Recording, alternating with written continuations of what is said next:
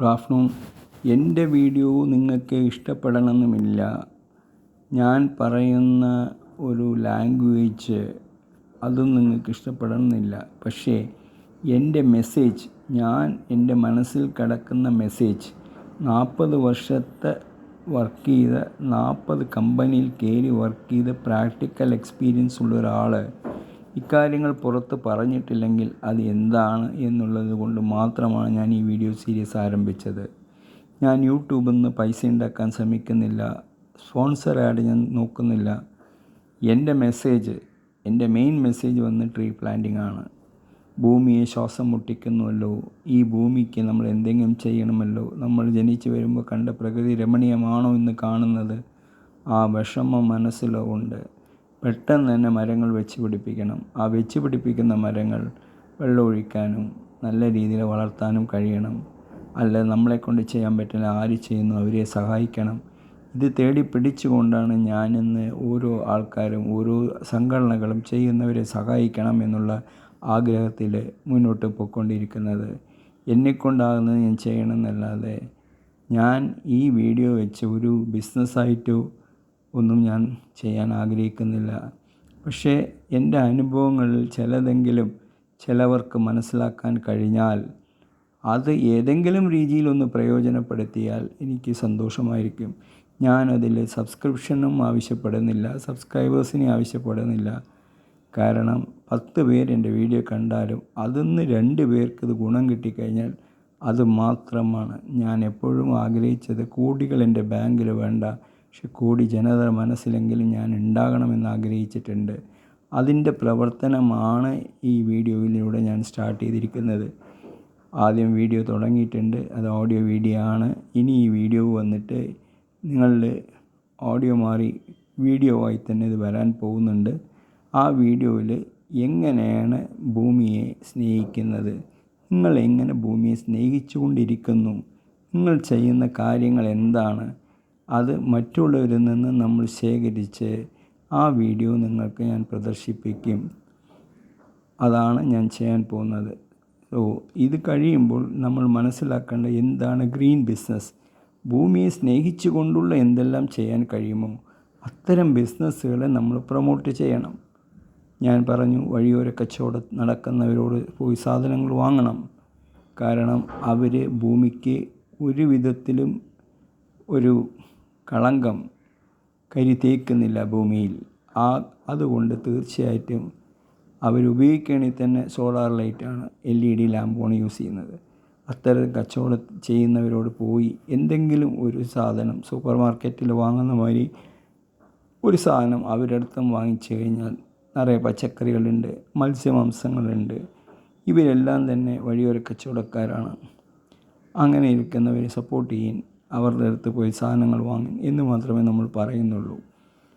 അല്ലെങ്കിൽ ഏത് രീതിയിലാണ് നിങ്ങൾ പ്രാക്ടീസ് ചെയ്യേണ്ട, വിളക്കുകൾ ഓഫ് ചെയ്യാനും ആവശ്യമില്ലാതെ വിളക്കുകൾ അണയ്ക്കാനും എവിടെയെല്ലാം മരങ്ങൾ വെച്ച് പിടിപ്പിക്കാൻ പറ്റുമോ മരങ്ങൾ വെച്ച് പിടിപ്പിക്കും എന്ന് മാത്രമേ ആവശ്യപ്പെടുന്നുള്ളൂ. സോ ഈ വാക്കുകൾ ഞാൻ പറയുന്നത് എന്താ വെച്ചാൽ, എനിക്കറിയാം എൻ്റെ വീഡിയോ എത്ര കണ്ട് നിങ്ങൾ ഇഷ്ടപ്പെടുമെന്ന്. ഞാൻ നിങ്ങളുടെ ഇഷ്ടത്തിനെക്കുറിച്ച് ആഗ്രഹിക്കുന്നില്ല. എനിക്കിതിനോട് നിങ്ങളുടെ ലൈക്സും ഞാൻ ആവശ്യപ്പെടുന്നില്ല. പറ്റിയാൽ നിങ്ങൾക്ക് നിങ്ങളുടെ ഫ്രണ്ട്സിന് ഷെയർ ചെയ്യാം.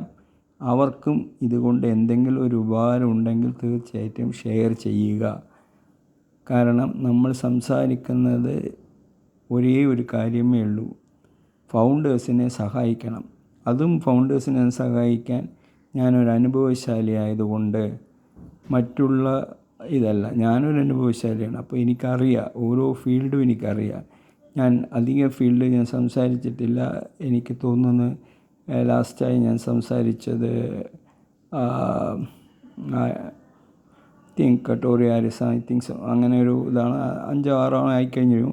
പക്ഷെ ഞാൻ എന്തെന്നെ ആയാലും 40 എണ്ണത്തിൽ 34 എണ്ണം ഇനിയും പറയാനുണ്ട്. ഞാൻ പറയും, പക്ഷെ ഞാൻ ഒന്നിച്ച് പറയാൻ ആഗ്രഹിക്കുന്നില്ല. കാരണം നിങ്ങളെ ബുദ്ധിമുട്ടിപ്പിക്കാൻ പാടില്ല എന്നുള്ള ഒരു കാരണം കൊണ്ടാണ്. ഞാൻ തീർച്ചയായിട്ടും ഞാനൊരു സക്സസ്കാരനല്ല, ഞാൻ എൻ്റെ ജീവിതത്തിൽ ഫെയിലിയറാണ്. അതും ഞാൻ പറയാം. കാരണം ഞാൻ ഫോക്കസ് ആയിരുന്നില്ല. പക്ഷെ ദയവ് ചെയ്ത് നിങ്ങളാരും തന്നെ കാരിയറിൽ അത് ചെയ്യാൻ പാടില്ല. കൂടുതൽ ഞാൻ മനസ്സിലാക്കിയത്, ഒരു 28 വയസ്സ് വരെ പഠനത്തിൽ മാത്രം ശ്രദ്ധിക്കുക. പഠിക്കുക മാത്രം ശ്രദ്ധിക്കുക. ഒരു സൈഡ് ബിസിനസ്സിലും പോയി ചെന്ന് ചാടാതിരിക്കുക. പഠിത്തം കഴിഞ്ഞ ശേഷം നിങ്ങളത് ഫൗണ്ടേഷനാക്കി കഴിഞ്ഞാൽ നിങ്ങളുടെ ജീവിതം, അതിൽ നിന്ന് നിങ്ങളുടെ ജീവിതം ആരംഭിക്കുമ്പോൾ വളരെ നല്ലൊരു ലൈഫ് നിങ്ങൾക്ക് നേടിയെടുക്കാൻ കഴിയും. ആ സമയത്ത് ഒരു ഫൗണ്ടറാകാനോ മറ്റും ചിന്തിക്കേണ്ട. ആദ്യം തന്നെ ജോലിക്ക് പോയി കാര്യങ്ങൾ പഠിച്ച് നമ്മൾ സമ്പാദിക്കണം, വീട്ടിലേക്ക് ചെയ്യണം എന്നുള്ള ചിന്തയിൽ പ്രവർത്തിച്ച ശേഷം ഒരു 10-15 വർഷമെങ്കിലും നിങ്ങളൊരു ജോലിയിലുണ്ടാകണം. ജോലിയിൽ പോയി ജോലിയിലെ കാര്യങ്ങളെല്ലാം മനസ്സിലാക്കിയിട്ട് സ്വന്തമായി എന്തെങ്കിലും ഒന്ന് ചെയ്യാൻ ആരംഭിക്കുന്നത് വളരെ നല്ലതാണ്. അതായിരിക്കും ഏറ്റവും നല്ലതായിട്ട് ഞാൻ പറയാം. അഫിലിയേറ്റ് മാർക്കറ്റിംഗ് എന്ന് പറഞ്ഞാൽ ഞാൻ പഠിച്ചുകൊണ്ടിരിക്കുന്നവർക്ക് ഞാൻ പറയുന്നില്ല. അത് ഞാൻ അവരെ നിരുത്സാഹപ്പെടുത്തും. കാരണം അവർ പഠനത്തിൽ നിന്നും വ്യത്യസ്തലിക്കാൻ പാടില്ല. പക്ഷേ അഫിലിയേറ്റ് മാർക്കറ്റിംഗ് ആർക്ക് ചെയ്യാം? ഇന്ന് ജോലി ചെയ്തുകൊണ്ടിരിക്കുന്നവർക്ക് ശമ്പളം മാത്രം കൊണ്ട് ജീവിക്കാൻ കഴിയാതെ വരുമ്പോൾ, അവർക്കും ഒരു ബിസിനസ് ചെയ്യണമെന്ന് ആഗ്രഹിക്കുമ്പോൾ അവരുടെ ജോലി വിട്ടുകൊണ്ടൊരു ബിസിനസ് ആരംഭിക്കാൻ കഴിയില്ല. അങ്ങനത്തെ ആളുകളോട് ഞാൻ അപേക്ഷിക്കുകയാണ് അഫിലിയേറ്റ് മാർക്കറ്റിംഗ് തീർച്ചയായിട്ടും നിങ്ങളും ചെയ്യണം. ഇതിൽ നിന്ന് നിങ്ങൾക്ക് പൈസ പോകുന്നില്ല, നിങ്ങളെ ആരും പറ്റിക്കില്ല. ചേരുന്നതിൽ നിങ്ങൾ പൈസ കൊടുക്കുന്നതിലും നിങ്ങളുടെ പൈസ നിങ്ങളവിടെ കൊടുക്കുന്നില്ല. നിങ്ങൾ ഉണ്ണി ആ പ്രോഗ്രാം ഒരു വെബ്സൈറ്റ് ഉണ്ടാക്കി അത് കണ്ടൻറ് അനുസരിച്ച് നിങ്ങളൊരു അഫിലിയേറ്റ് പ്രോഗ്രാം ചെയ്ത് ആ വെബ്സൈറ്റിനെ പരസ്യപ്പെടുത്തി കഴിഞ്ഞാൽ നിങ്ങൾക്കത് വളരെ പ്രയോജനം ചെയ്യും. അതിനുള്ള ട്രെയിനിങ്ങും കാര്യങ്ങളും നമ്മൾ തീർച്ചയായിട്ടും നിങ്ങൾക്ക് തരാൻ ആഗ്രഹിക്കുന്നുണ്ട്. അതിന് വന്നിട്ട് നമ്മൾ ചിലപ്പോൾ പൈസ വാങ്ങിക്കേണ്ടി വന്നാൽ പൈസ വാങ്ങിക്കും. അതും വന്നിട്ട് കൂടുതൽ പൈസ അല്ല, നമ്മുടെ ചിലവ് എന്തിനു വേണോ ആ ചിലവനുസരിച്ച് നിങ്ങൾ പൈസ തന്നാൽ മതി. അതല്ലാതെ പൈസ തരണ്ട. ഇപ്പം ഞാൻ അതിനെപ്പറ്റി സംസാരിക്കാൻ ഉദ്ദേശിക്കുന്നില്ല. പൈസയുടെ കാര്യം നമുക്ക് മുഖ്യമേ അല്ല. പൈസയെക്കാട്ടിലും മനുഷ്യനാണ് നമുക്ക് മുഖ്യം. സ്നേഹത്തിനാണ് സമ്പത്ത് എന്ന് ചിന്തിച്ച് പ്രവർത്തിക്കുന്ന ഒരു മനുഷ്യനാണ് ഞാൻ. എല്ലാവർക്കും എൻ്റെ നന്ദി.